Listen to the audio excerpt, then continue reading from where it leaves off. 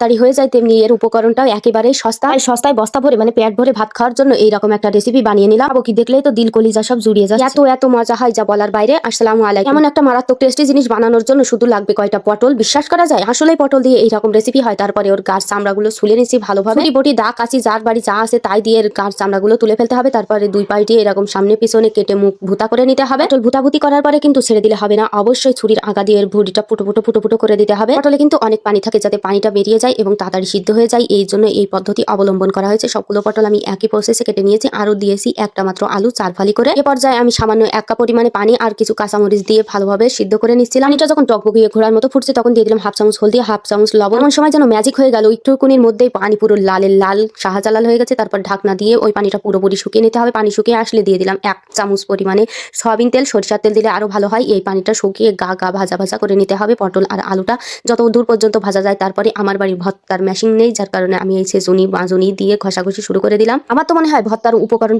অপদার্থগুলো যত বেশি মিহি করা হয় ভর্তার স্বাদ ততই বেড়ে যায়। এই সংকল্পে আমি ভালোভাবে মাখামাখি ঝাঁকাঝাঁকি যত পর্যন্ত ছেঁচাছেঁচি করা যায় ছেঁচে একেবারে মিহি করে নিয়েছি। এ পর্যায়ে আমি কিছু শুকনো মরিচ ভেজে রেখেছিলাম।